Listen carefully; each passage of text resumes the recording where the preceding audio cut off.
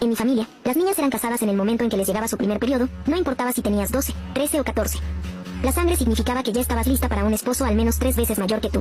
Crecí con esa idea, así que en mi mente no parecía tan grave, hasta que cumplí 11 años, porque fue cuando vi a mi prima Miam ser prometida a un hombre de 43 años apenas 3 días después de su primer periodo. Sus 2 esposas anteriores habían muerto antes de cumplir 20 años.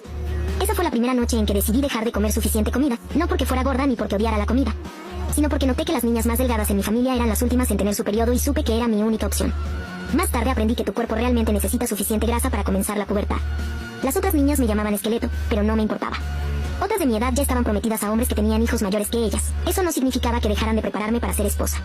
Todos los viernes desde la 1 de la mañana hasta las 10, me obligaban a servir comida a los hombres de la familia durante horas sin hablar. Y por supuesto, si hacía contacto visual o ruido al servir, recibía 10 correazos. Me obligaban a sostener ollas calientes sin guantes para endurecer las manos para el trabajo de cocina y cada noche mi madre me untaba crema blanqueadora en la cara para que fuera bonita. Y fuera de la hambruna secreta, era la hija perfecta, actuaba sin quejas y siempre hablaba de lo emocionada que estaba por tener hijos. Pero cuando cumplí 14 y aún no tenía mi periodo, encontré algo que lo cambió todo. Para dar contexto, estábamos en Estados Unidos todo el tiempo. Mi madre nos había convencido de que todo esto era normal y que cualquier niña que no hiciera esto estaba destinada a morir sola, además de ser fea e inútil. Hasta que una maestra me obligó a reunirme con ella porque accidentalmente llevé una camiseta a la escuela y vio lo delgada que estaba. Cuando salió al baño, olvidó cerrar con llave su cajón. Dentro había libros sobre leyes matrimoniales, folletos con títulos como Tus derechos como adolescente y Cuando la cultura se convierte en crimen. Al leerlos, me quedé boquiabierta. Era la primera vez que me presentaban la idea de que el matrimonio antes de los 18 estaba mal, sin excepciones culturales ni vacíos legales de consentimiento parental. Robé el folleto más delgado, ocultándolo en la cintura.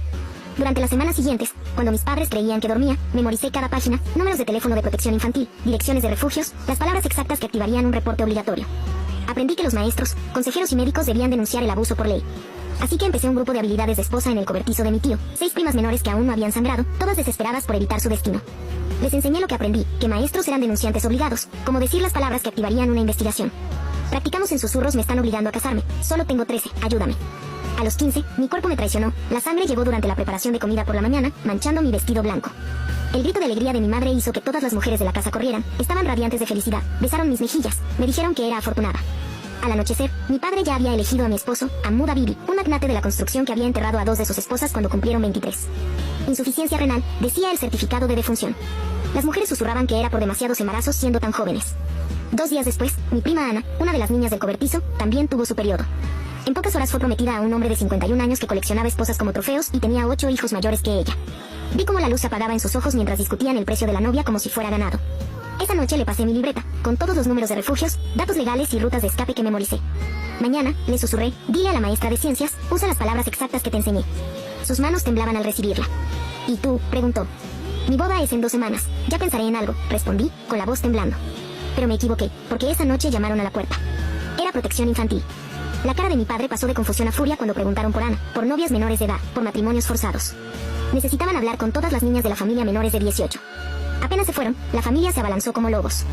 En sus ojos, alguien había enseñado mentiras a las niñas, alguien había envenenado sus mentes inocentes con propaganda occidental. Registraron la casa buscando a la culpable. Encontraron mi diario escondido en el cobertizo en una hora, lleno de números y artículos legales. Mi padre lo quemó frente a todos mientras me llamaba enferma, contaminada, y mi favorita, un cáncer que debía extirparse. La boda es mañana, anunció, antes de que destruya a alguien más. El amanecer llegó demasiado rápido. En una hora vendrían a vestirme de rojo y oro para entregarme a un hombre que ya había enterrado a 2 chicas. Mi estómago se revolvía mientras oía pasos acercándose. Tomé la bolsa de plástico que escondí días antes, solo con lo esencial, un cambio de ropa, las direcciones de los refugios que había memorizado y reescrito, y los $20 que robé de la cartera de mi madre. $1 a la vez durante meses. El picaporte giró. Me encorvé y gemí, fingiendo dolor de estómago. Mi madre entró ya vestida para mi boda. Levántate, ordenó, el médico llega en 30 minutos. Gemí más fuerte, apretando el abdomen. Mamá, algo anda mal, mi estómago. Frunció el ceño, acercándose con cautela.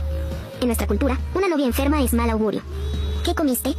Nada, jadeé, tambaleándome hacia la puerta, necesito el baño ahora. Me tomó del brazo. Fuiste hace 20 minutos. Por favor, supliqué, dejando que las lágrimas fluyeran, el miedo lo facilitaba. Me duele mucho. Me soltó con disgusto. 5 minutos, las tías esperan.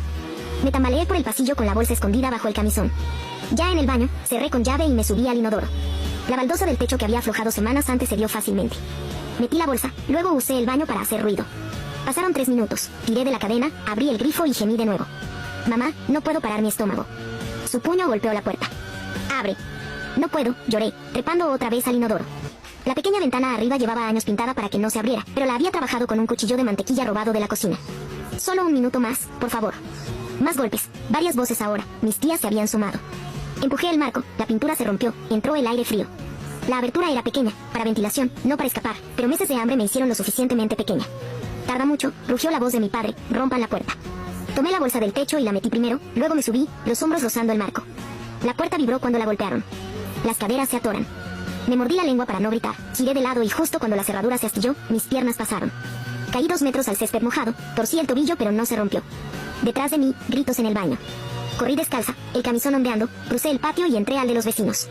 Los perros ladraron, las luces se encendieron, seguí corriendo. El barrio era un laberinto de casas idénticas, todas llenas de familias de mi comunidad, cualquiera me devolvería sin dudar. Crucé el patio de los Hassan, pasé junto a la piscina de los Mahmoud, alrededor del cobertizo de los Al. Un motor rugió detrás, luego otro, ya se habían movilizado. Me agaché tras los botes de basura de los Abdullah justo cuando los faros pasaban. La voz de mi primo Omar sonó en el aire, revisen todas las calles, no puede estar lejos. La avenida principal estaba a 3 cuadras, el bus paraba 4. Había recorrido la ruta 100 veces en mi mente, pero nunca descalza, nunca con el corazón latiendo tan fuerte.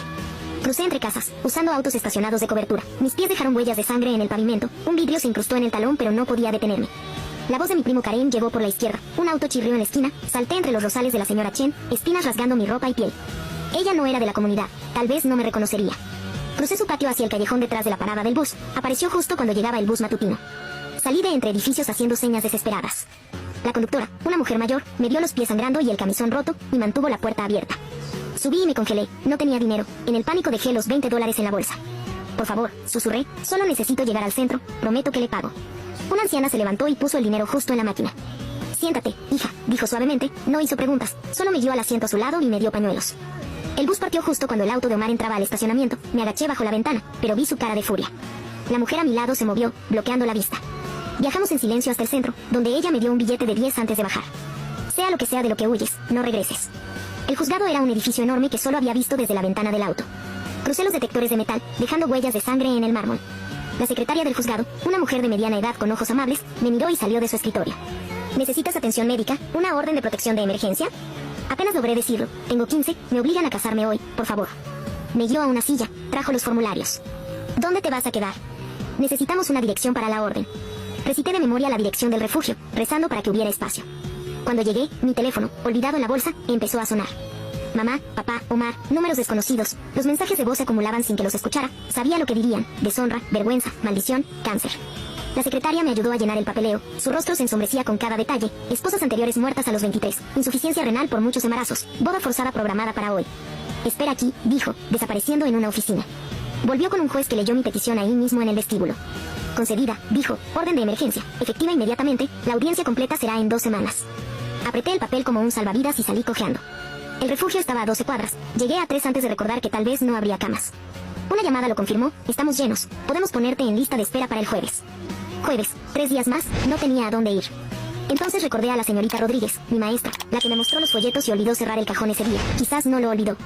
3 buses y 2 horas después, estaba frente a la secundaria Jefferson. Era sábado, debería estar vacío, pero su auto estaba en el estacionamiento. Recordaba que venía los fines de semana a calificar. La encontré en su salón, bolígrafo rojo en mano, pila de ensayos al lado. Al verme, soltó el bolígrafo, cruzó el escritorio en segundos, mirando mis pies sangrantes, el camisón roto, la orden de protección en la mano. Siéntate, no te muevas.